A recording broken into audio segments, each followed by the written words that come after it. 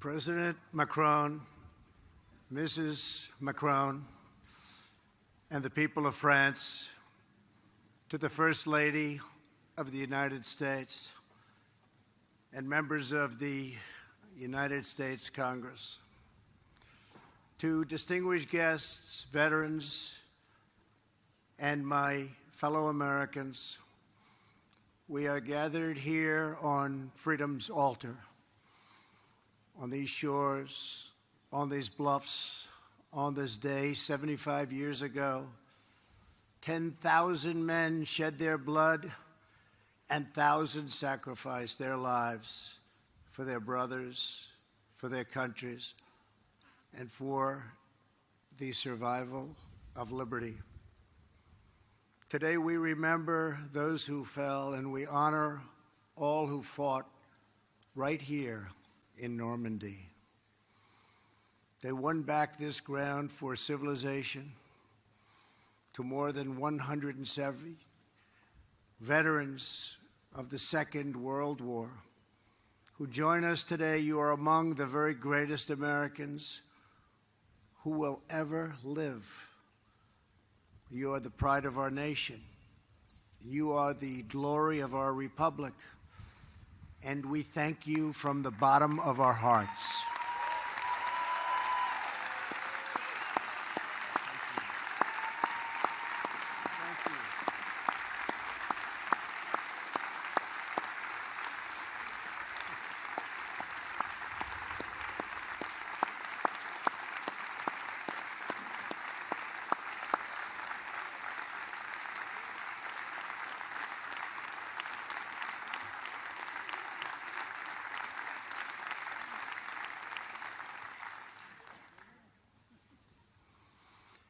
Here with you are over 60 veterans who landed on D-Day.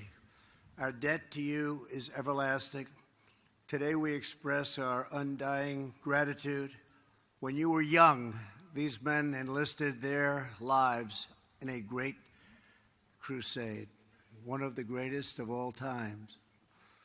Their mission is the story of an epic battle and the ferocious eternal struggle between good and evil. On the 6th of June, 1944, they joined a liberation force of awesome power and breathtaking scale. After months of planning, the Allies had chosen this ancient coastline to mount their campaign to vanquish the wicked tyranny of the Nazi Empire from the face of the earth. The battle began in the skies above us. In those first tense midnight hours, 1,000 aircraft roared overhead with 17,000 Allied airborne troops preparing to leap into the darkness beyond these trees. Then came dawn. The enemy who had occupied these heights saw the largest naval armada in the history of the world. Just a few miles offshore were 7,000 vessels bearing 130,000 warriors.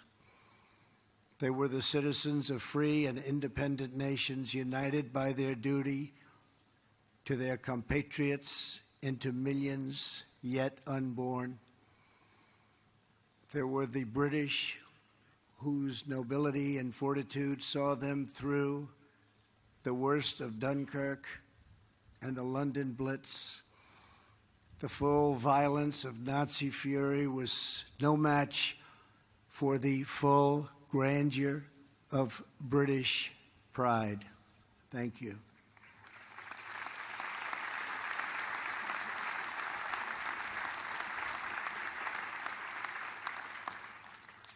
There were the Canadians, whose robust sense of honor and loyalty compelled them to take up arms alongside Britain from the very, very beginning. There were the fighting Poles, the tough Norwegians, and the intrepid Aussies. There were the gallant French commandos, soon to be met by thousands of their brave countrymen ready to write a new chapter in the long history of French valor.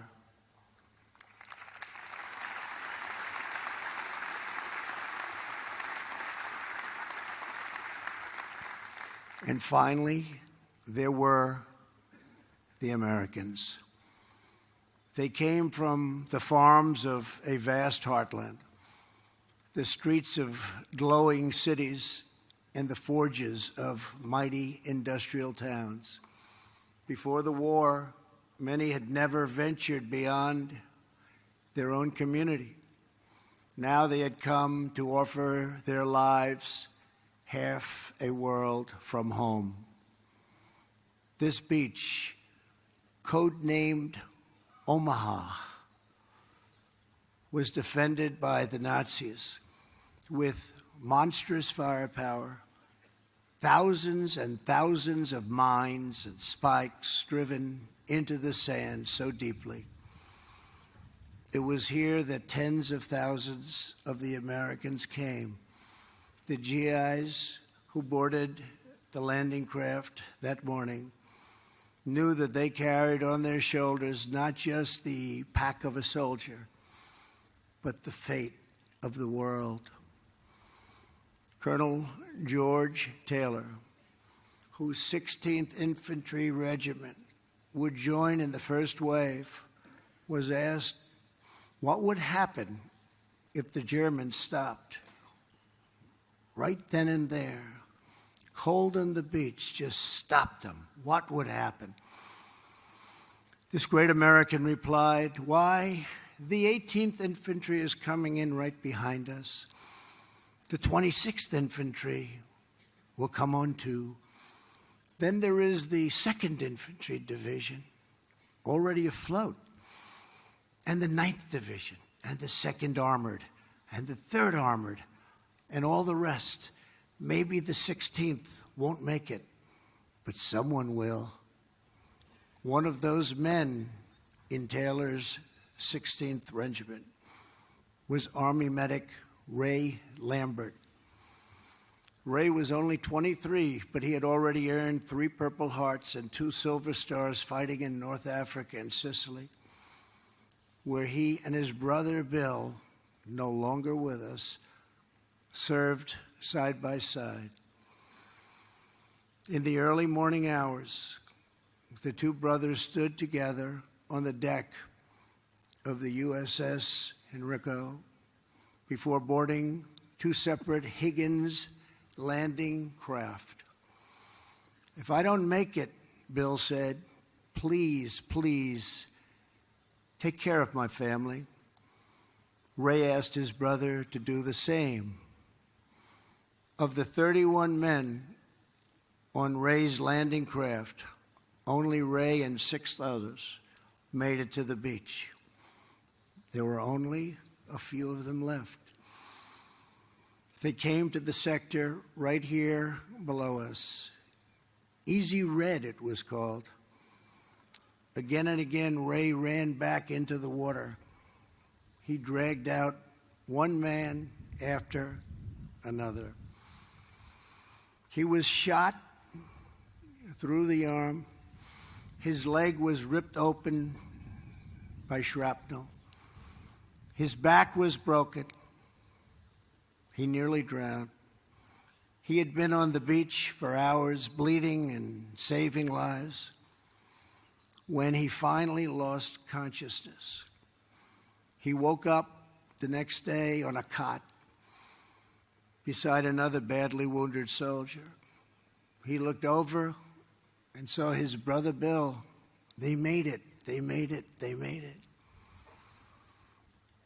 At 98 years old, Ray is here with us today with his 4th Purple Heart and his 3rd Silver Star from Omaha. Ray, the free world salutes you.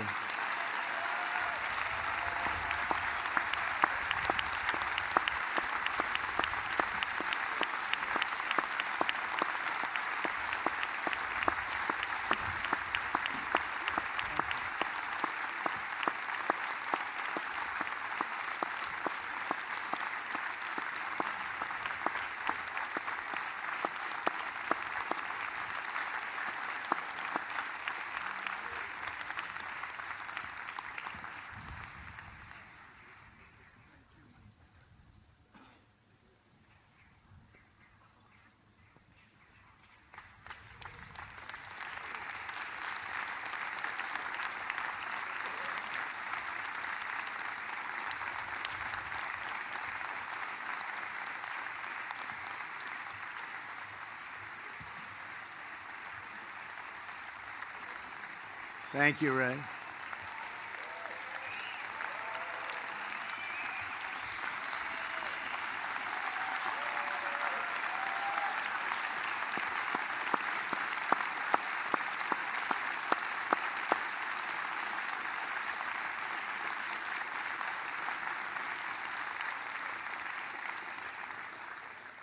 Nearly 2 hours in, unrelenting fire from these bluffs kept the Americans pinned down on the sand, now red with our heroes' blood. Then, just a few hundred yards from where I'm standing, a breakthrough came. The battle turned, and with it, history. Down on the beach, Captain Joe Dawson, the son of a Texas preacher, led Company G through a minefield to a natural fold in the hillside, still here. Just beyond this path, to my right, Captain Dawson snuck beneath an enemy machine gun perch and tossed his grenades. Soon American troops were charging up Dawson's draw. What a job he did. What bravery he showed. Lieutenant Spaulding and the men from Company E moved on to crush the enemy's strong point on the far side of this cemetery and stop the slaughter on the beach below. Countless more Americans poured out across this ground all over the countryside. They joined fellow American warriors from Utah Beach and allies from Juneau, sword and gold, along with the airborne and the French patriots. Private First Class Russell Pickett of the 29th Division's famed 116th Infantry Regiment had been wounded in the first wave that landed on Omaha Beach. At a hospital in England, Private Pickett vowed to return to battle. I'm going to return, he said. I'm going to return. 6 days after D-Day, he rejoined his company. 2/3 had been killed already. Many had been wounded within 15 minutes of the invasion. They lost 19 just from the small town of Bedford, Virginia alone. Before long, a grenade left Private Pickett, and he was gravely wounded, so badly wounded. Again, he chose to return. He didn't care. He had to be here. He was then wounded a third time and laid unconscious for 12 days. They thought he was gone. They thought he had no chance. Russell Pickett is the last known survivor of the legendary Company A. And today, believe it or not, he has returned once more to these shores to be with his comrades. Private Pickett, you honor us all with your presence.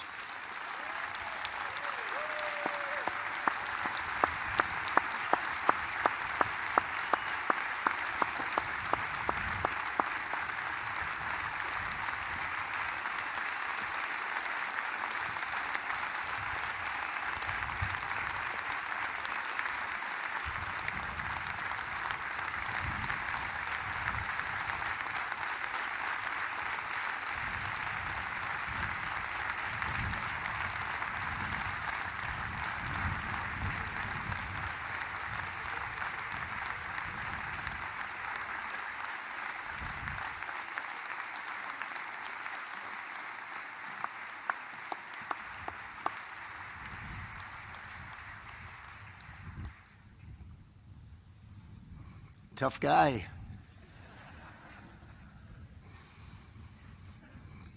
By the fourth week of August, Paris was liberated.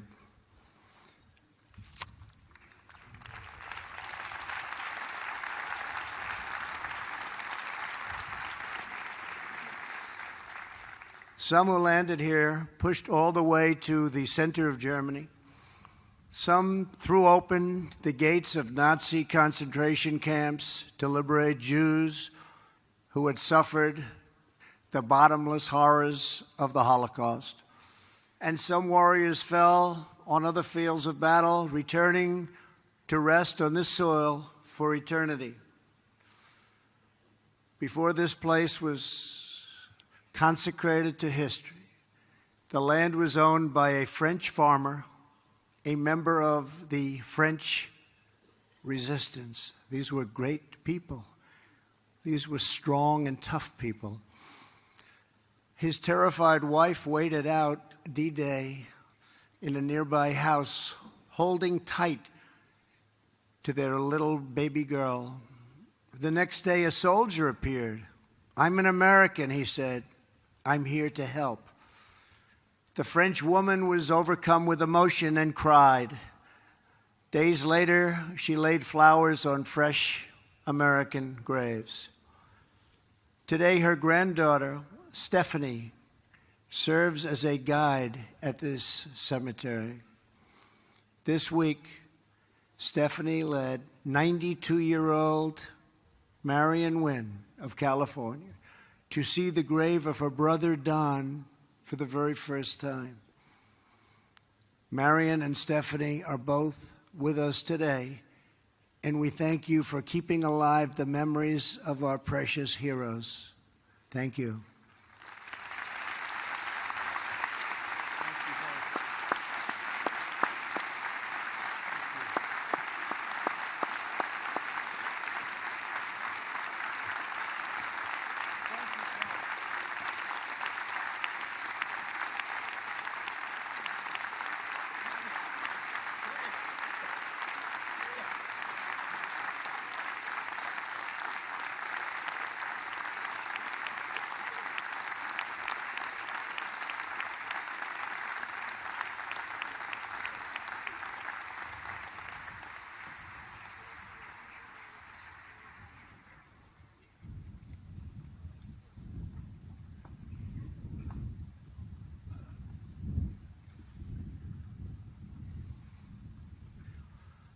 $9,388 young Americans rest beneath the white crosses and stars of David, arrayed on these beautiful grounds. Each one has been adopted by a French family that thinks of him as their own. They come from all over France to look after our boys. They kneel, they cry, they pray, they place flowers, and they never forget. Today, America embraces the French people and thanks you for honoring our beloved dead. Thank you. Thank you.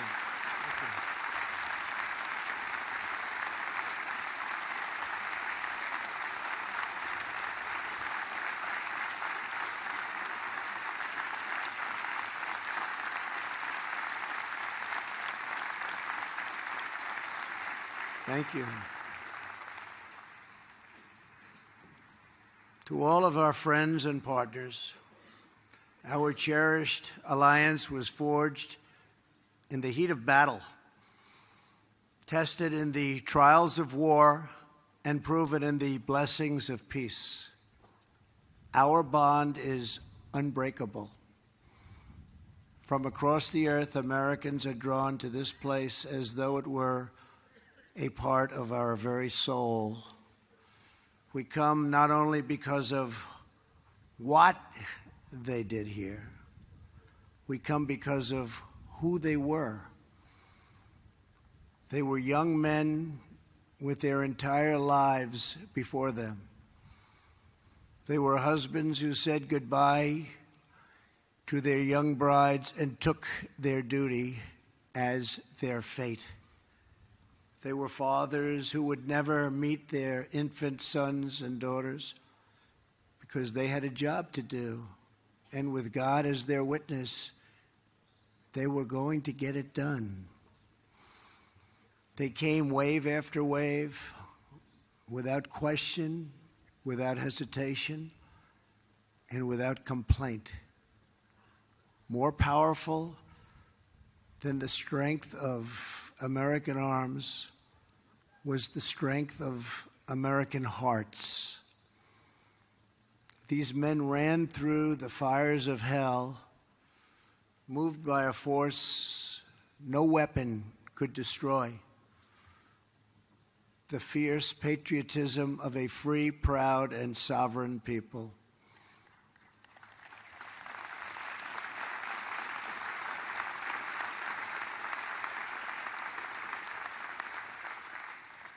They battled not for control and domination, but for liberty, democracy, and self-rule. They pressed on for love and home and country, the main streets, the schoolyards, the churches, and neighbors, the families and communities that gave us men such as these. They were sustained by the confidence that America can do anything, because we are a noble nation with a virtuous people praying to a righteous God. The exceptional might came from a truly exceptional spirit. The abundance of courage came from an abundance of faith. The great deeds of an army came from the great depths of their love. As they confronted their fate, the Americans and the Allies placed themselves into the palm of God's hand. The men behind me will tell you that they are just the lucky ones.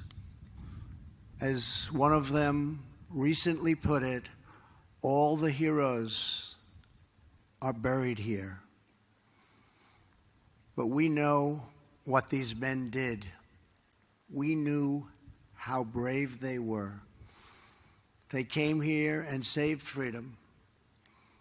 And then they went home and showed us all what freedom is all about. The American sons and daughters who saw us to victory were no less extraordinary in peace. They built families. They built industries. They built a national culture that inspired the entire world. In the decades that followed, America defeated communism, secured civil rights, revolutionized science, launched a man to the moon, and then kept on pushing to new frontiers. And today, America is stronger than ever before.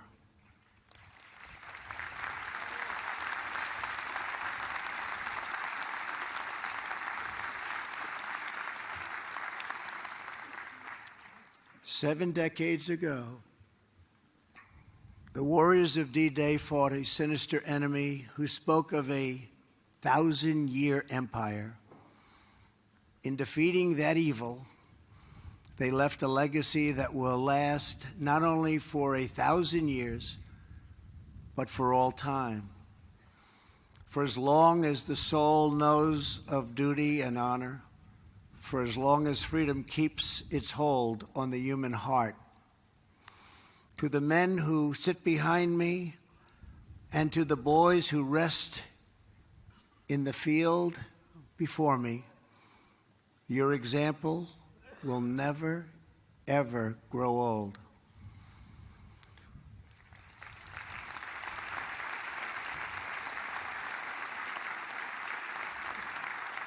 Your legend will never die. Your spirit, brave, unyielding, and true, will never die. The blood that they spilled, the tears that they shed, the lives that they gave, the sacrifice that they made did not just win a battle. It did not just win a war. Those who fought here won a future for our nation. They won the survival of our civilization. And they showed us the way to love, cherish, and defend our way of life for many centuries to come. Today, as we stand together upon this sacred earth, we pledge that our nation will forever be strong and united. We will forever be together. Our people will forever be bold. Our hearts will forever be loyal. And our children and their children will forever and always be free. May God bless our great veterans. May God bless our allies. May God bless the heroes of D-Day. And may God bless America. Thank you. Thank you very much.